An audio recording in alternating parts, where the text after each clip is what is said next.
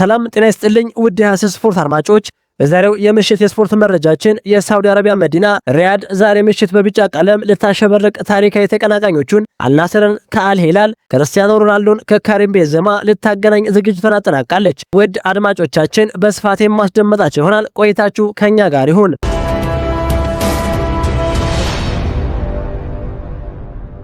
የሳውዲ አረቢያ መዲና ሪያድ ዛሬ ምሽት በቢጫ ቀለም ልታሸበርቅ ዝግጅቷን አጠናቃለች። በአልአውል ፓርክ ስታዲየም አልናስር ከአል ሂላል ጋር የሚያደርጉት የ33ኛ ሳምንት የሳውዲ ፕሮ ሊግ የደርቢ ጨዋታ የሻምፒዮንነት ወሳኝ ፍልሚያ ሆኗል። በ82 ነጥብ ሊጉን እየመራ የሚገኘው አልናስር ታሪካዊ ተቀናቃኙን አል ሂላልን ዛሬ ካሸነፈ የ2025/26 የሳውዲ ፕሮ ሊግ ሻምፒዮንነቱን በይፋ ያረጋግጣል። የቡርኖ አምፐል ክርስቲያኖ ሮናልዶ የሻምፒዮንነት ጉዟችን ማሳረቂያ ቀን ዛሬ ነው በሚል ደጋፊዎች በነቂስ ወደ ስታዲየም እንዲመጡ ስሜት ቀስቃሽ ጥሪ አስተላልፈዋል። ክለቡም ለዚህ ታሪካዊ ምሽት ወደ ስታዲየም ለሚመጣ እያንዳንዱ ደጋፊ ነፃ ማሊያ በማደል አልአወል ፓርክን በቢጫ ባህር ለማጥለቅለቅ ተዘጋጅቷል። አልናስር በዚህ የውድድር ዓመት በሜዳው ካደረጋቸው 15 ጨዋታዎች በ14ቱ ድል ቀንቶታል። ይህም ዛሬ ምሽት ለሚያደርገው ወሳኝ ጨዋታ ትልቅ ስነ ልቦናዊ ጥንካሬ ሆነዋል። የምሽቱ ጨዋታ ከሻምፒዮንነት ፉክክሩ ባሻገር የቀድሞ የቡድን አጋሮች የሆኑት ክርስቲያኖ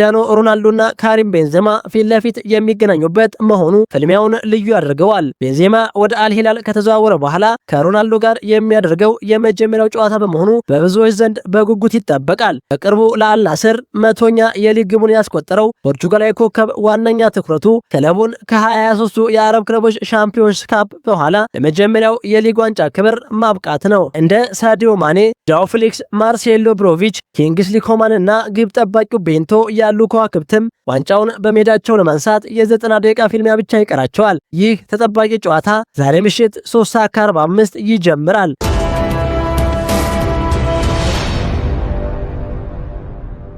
ለሰዓቱ የነበረን የስፖርት መረጃችን ይህንን ይመስል ነበር።